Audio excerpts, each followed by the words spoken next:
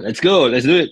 No worries. We've got 15 minutes, so we'll do it short and sharp, just like a good grindcore song. Hell yeah. Whereabouts are you at the moment, mate? Sorry again. Whereabouts are you at the moment? I'm now at home. Been doing like all the interviews today. Hmm. Okay, So yeah, easy.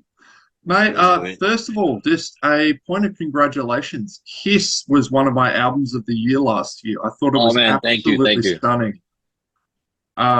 Yeah, man, absolutely. And I do a top 10 of my favorite songs of the year, and number one with a bullet was Behind Closed Doors. It is a minute and a half of Oh just, man, thank you, thank you. Really appreciate it. I really appreciate it. mate, going into it, obviously it was this, there's this huge concept of the album, and you guys put so much effort into it. Was there any indication when you were making it that this was going to be Arif's last album? Um, I guess lyric wise there is like the lyrics that he wrote. I mean, I kind of get it that he's not into it anymore. But during the recording process and the mixing process, we push it.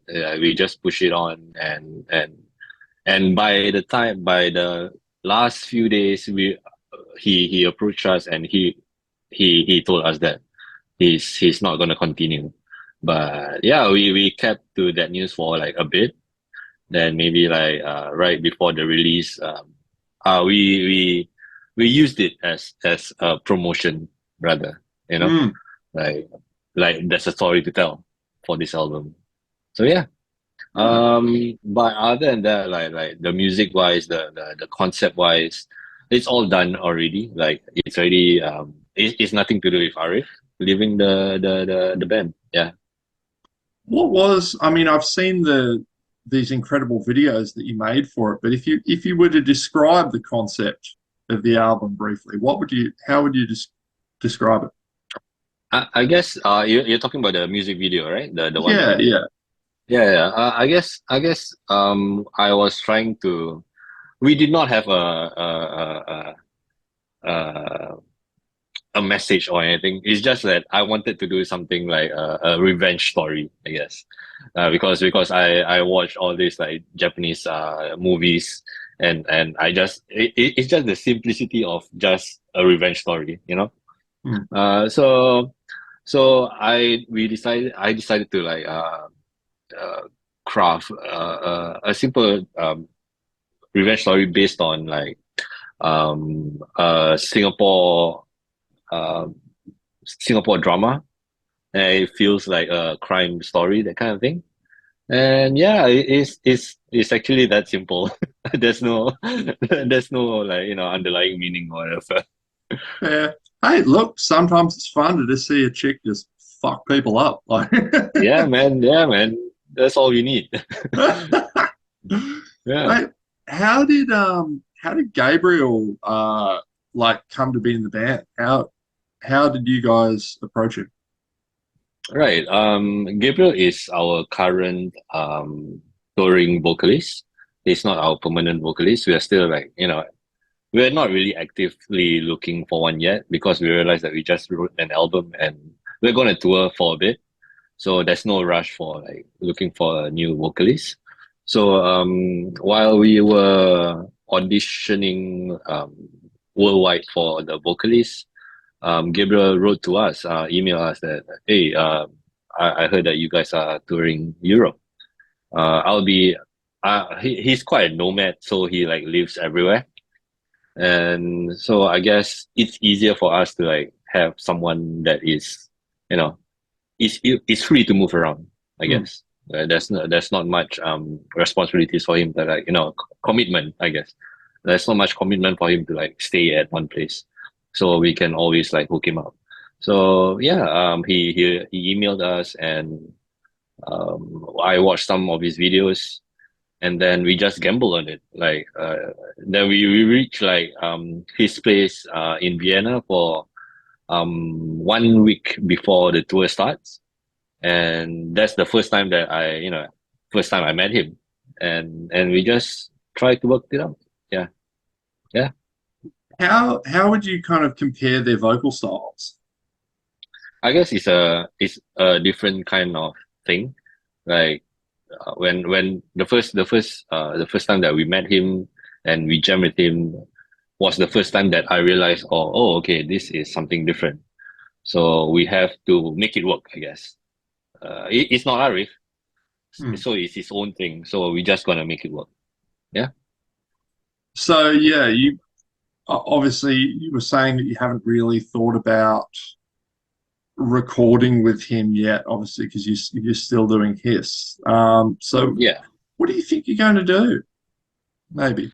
Right now we are not doing anything other than touring, and we are looking at the possibility and opportunities to collab with other artists, like maybe vocalists or like singers or whatever. So yeah, we'll see. We'll see. I have not planned anything yet. So yeah, we're just focused on touring right now.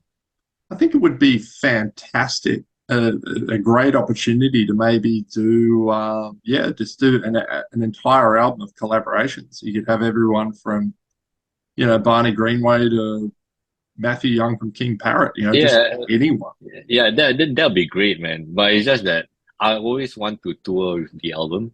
So Mm. touring with all those people might be a problem. Yeah. Yeah. Well, this is the thing that absolutely spun me out. I interviewed Barney about, I think it was last week sometime.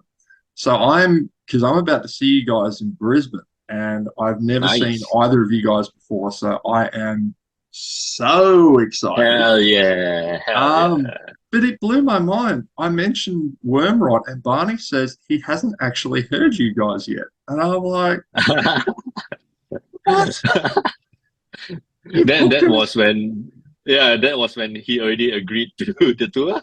You're going to tour in Australia with a band you've never heard. So okay, Well, he has let's no choice now. He has no choice now but to listen to us, right? let's set this up for Barney. Which album should Barney listen to first? Uh, just go to his. I Yeah, think it's a good culmination, I guess. Yeah, yeah. of all our years and all our works. Um, Speaking of like the history of the band, one of my favorite photos is you performing with a very special audience member. What do you remember Ah, about Biquette the Goat? we were performing in France. It was a squad and a farm, and they had a pet goat, which they treated as their pet dog, basically.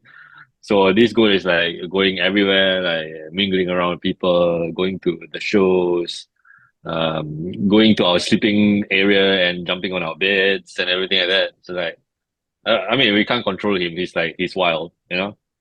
And yeah, he hung out at our show, and he was standing in front, and we just played for him. It's as simple as that. It sounds crazy, yeah, but because it is. Was he a good audience member? Did you hold his attention? Yes, he did. He was there for the whole show. Man, I can't Yeah, the imagine that goat. he. Yeah, the goat has listened to us more than Bunny. It's true. Oh God. So, mate, Yeah. one thing that's obviously kind of noteworthy about you guys, I mean, it's not terribly uncommon in grind, but the fact that you don't have a bass player, how Mm. has this ever been something that has bothered you? What do you see as the advantages of this? I don't see it as a bother because I find it's cool. I guess that's one thing, and it saves one space in the van, and then I don't have to teach someone in the studio. So and also I like the illusion that we can do a big sound with a small number of people. So yeah, I guess yeah, the illusion is the number one thing. That's what absolutely struck me the first time I heard Behind Closed Doors. And I showed this to a friend of mine who is not a grindhead at all, but he's like, dude, wrap your head around this. This is literally just a vocalist, a guitarist. I don't know the ins and outs, the technicalities of it, but do you split a signal or something? How does it work? Yeah, I split a signal three ways. So two guitars and one bass. So yeah, I mean, it won't be able to cover the whole spectrum of bass. Like I won't have the same low end as a bass player.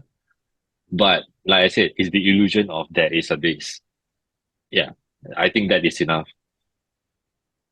You worked with a violinist. I believe her Mm. name is Myra Chu. Myra Chu. I'm apologies if I butchered Yeah, her name. yeah, Mario Chu, correct. How on earth did that come about? Because it has a very, it reminded me of John Zorn's Painkiller project, you know, with the Right. saxophone. We Yeah. Um, well, we were recording with Leonard, the main engineer for the album. And then we were asking like, man, I really thought that this part would work best with like violins and stuff. Then he was like, oh, you can ask Myra, our intern. So it's like, oh, okay, Myra, can you do something? And we'll see. I'll give you a track, and next day you bounce me something. And she did it just like that. And she's just working there for like 2 months, and we caught her right at the right time. And then yeah, Was she a grind fan? Because I feel like no, she's she not. understood the assignment. You know what I mean? Like, because it's Yeah, horrifying. It sounds yeah. amazing. So when we were recording with her, she was studying in Berkeley. She was a music student, and what I wanted from her is you know the Witcher, the game. Hmm.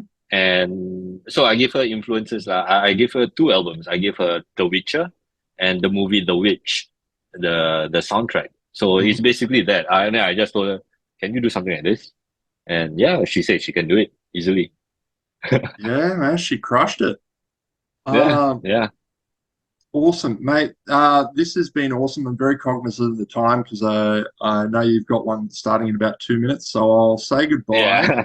Thank you for having Cool. me. And yeah, I will be front row in Brisbane. I cannot Hell wait. yeah. Hell So yeah. Thank you for having me, man. Can't wait to see you. easy, man. Take care. Yeah, see you, see you. All right, take care.